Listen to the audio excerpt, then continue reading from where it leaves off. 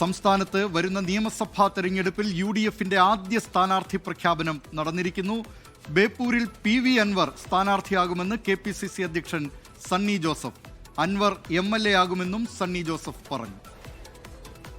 അദ്ദേഹം പ്രചരണം തുടങ്ങി. അദ്ദേഹം ജയിച്ചു വരും. ബേപ്പൂർ MLA ആയിരിക്കും. ഉറപ്പായിട്ടും.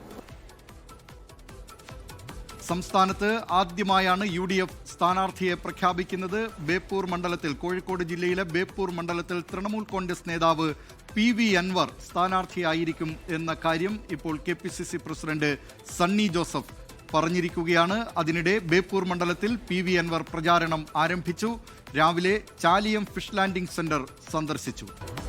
ദിലീപ് കുമാർ, ബേപ്പൂരിൽ PV അൻവർ മത്സരിക്കും എന്നത് സംബന്ധിച്ചുള്ള ഏതാനും ചില ധാരണകളും അതുമായി ബന്ധപ്പെട്ടുള്ള പല പ്രതികരണങ്ങളും ഒക്കെ ഉണ്ടായിരുന്നു. എന്നാൽ ഇപ്പോൾ ഔദ്യോഗികമായിക്കൊണ്ട് KPCC അധ്യക്ഷൻ തന്നെ ആ സ്ഥാനാർത്ഥിയെ പ്രഖ്യാപിച്ചിരിക്കുകയാണ്. PV അൻവർ തന്നെയായിരിക്കും ബേപ്പൂരിൽ മത്സരിക്കുക. UDFന്റെ സ്ഥാനാർത്ഥിയായിക്കൊണ്ട് അൻവർ ഉണ്ടാകും. മാത്രമല്ല, അൻവർ അവിടുന്ന് വിജയിച്ച് നിയമസഭയിലെത്തും എന്ന കാര്യം കൂടി KPCC അധ്യക്ഷൻ വ്യക്തമാക്കുന്നുണ്ട്.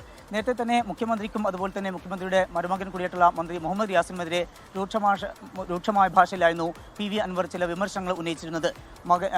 മരുമനിസം അതുപോലെ തന്നെ മുഖ്യമന്ത്രിയുടെ ഈ പിണറായിസം, ഈ രണ്ട് വാക്കുകൾ ഉപയോഗിച്ചുകൊണ്ട് സർക്കാരിനെതിരെയും മുഖ്യമന്ത്രിക്കും അതുപോലെ മന്ത്രി റിയാസിനുമെതിരെ രൂക്ഷമായ ഭാഷയിൽ പ്രതികരിക്കുകയും അതിന് പിറകെ അദ്ദേഹം ഇവിടേക്ക് മത്സരിക്കാൻ എത്തും എന്നുള്ള ചില സൂചനകളും ലഭ്യമായിരുന്നു. അതിന്റെ ഭാഗമായിക്കൊണ്ട് പലതവണ ബേപ്പൂരിലെത്തുകയും അവിടെയുള്ള നേതാക്കളുമായി കൂടിക്കാഴ്ച നടത്തുന്നു, അവിടെയുള്ള വിവിധ സ്ഥലങ്ങൾ സന്ദർശിക്കുകയും ഒക്കെ അദ്ദേഹത്തിന്റെ ഭാഗത്തുനിന്നുണ്ടായിരുന്നു. അതിനൊടുവിൽ ഇന്ന് രാവിലെ പോലും അദ്ദേഹം അവിടെ എത്തുകയും അദ്ദേഹത്തിന്റെ പ്രചാരണ പരിപാടികൾക്ക് തുടക്കം കുറിക്കുകയും ചെയ്തിരിക്കുന്നു.